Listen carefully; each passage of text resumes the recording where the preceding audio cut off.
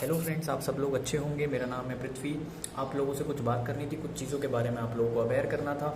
मैं आप लोगों को बताऊं, पिछले एक साल में करीबन करीबन 10 बिलियन यूएस डॉलर से ज़्यादा हमारे पीएम फंड के पास डोनेशन के रूप में आ चुका है। तो क्या वो इतना अमाउंट सफिशिएंट नहीं था 150 करोड़ की आबादी को मेडिकल इक्विपमेंट और सेफ्टी प्रोवाइड कराने के लिए? क्या हमारे पास प्रिकॉशंस मेजर तैयार थे? क्योंकि ये तो दूसरी वेव है, ये तो दूसरा साल है हमारे कोरोना का हिट होने का। आप सोच के देखिए, जब इजराइल काबू पा सकता है, न्यूजीलैंड काबू पा सकता है, ऑस्ट्रेलिया काबू पा सकता है, तो क्या हम काबू नहीं पा सकते?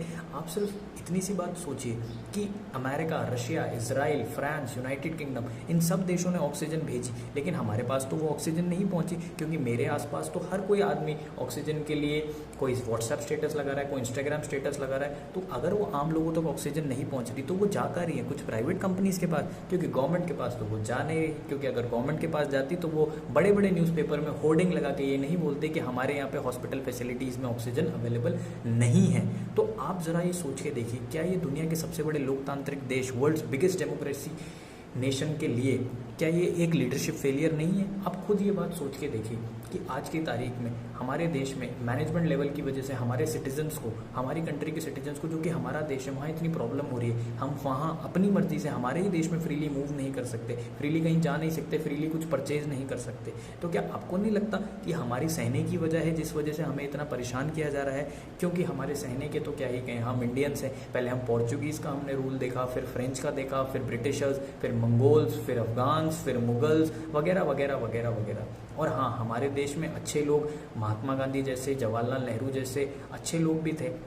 लेकिन हाँ, मैं देश की सरकार को भी बताना चाहता हूँ कि सुभाष चंद्र बोस, श्रीमान भगत सिंह, राणा सांगा, महाराणा प्रताप, पृथ्वीराज चौहान जैसे शूरवीर भी हमारी इसी धरती से हैं। क्योंकि आप हमारे सब्र का इम्तिहान मत लीजिए कि अगर हमारे को कोई भी चीज़ पसंद नहीं आती तो हम उसे उखाड़ फेंकने में ज़्यादा वक्त नहीं लगाते हैं। ये तो हमारी पारंपरिक सभ्यता है कि हमको सहने, हमको बर्दाश्त करने की क्षमता हम इंडियंस को बहुत ज़्यादा दी गई है, वरना शायद आप हमें इतना परेशान नहीं कर रहे होते। मैं सिर्फ आप लोगों से यही बात बोलना चाहता हूँ कि आप लोग खुद डिसाइड करिए कि क्या ये सिर्फ हमारी वजह से कोरोना इतना ज़्यादा फैला है, या फिर मैनेजमेंट लेवल पे लीडरशिप फेलियर रहा हमारे सो कॉल्ड पॉलिटिशियंस का? क्योंकि क्या रैलियां करना ज़्यादा इंपॉर्टेंट था? क्या आपको नहीं लगता आईपीएल नहीं होना चाहिए था? क्योंकि वो प्लेयर्स हमारे शायद नेशनल प्रॉपर्टी हैं, किसी कंट्री की नेशनल प्रॉपर्टी है। तो जब तक कोरोना नहीं फैला, जब तक वो आईपीएल बंद नहीं करेगा, क्या आईपीएल करवाना और देखना इतना ज़्यादा ज़रूरी था? जब वो सारे लेवल पे प्रिकॉशन मेजर नहीं रखे गए, तो आप सोचते हैं कि हमारे ही देश में हमको आप लॉकडाउन करके हमारे देश से आप कोई भी बीमारी का हल और समाधान कर सकते हैं? तो शायद आप बिल्कुल गलत हैं। क्योंकि अगर हमारे देश और युवा ने, स्वामी विवेकानंद कहते थे, अगर इस युवा को उल्टा कर दिया जाए तो ये वायु हो जाती है, और अगर वायु एक दिशा में मूव कर गई तो आप सोच लीजिए आपकी सत्ता और आपकी सरकार ज़्यादा समय तक रहेगी नहीं। मैं किसी पॉलिटिकल पार्टी के साथ या हित में या मत में नहीं हूँ, ना मैं किसी से खफा हूँ। बस मुझे इस बात का बुरा लगा कि मेरे अपने सिटीजन्स, मेरे अपनी कंट्री के भाई बहन जो इतनी बुरी तरह से सफ़र कर रहे हैं, किसी की मॉम एक्सपायर हो रही हैं, किसी की जवान बीवी मर रही है, किसी का जवान बेटा मर रहा है, किसी के न्यू बॉर्न बेबीज़ मर रहे हैं, तो उन फैमिलीज़ पे क्या बीत रही होगी? जब हमें बाहर निकलने के लिए 2000 का चालान है बिना मास्क के, हम बिना काम के जाएंगे तो हमें अस्थायी जेल हो जाएगी।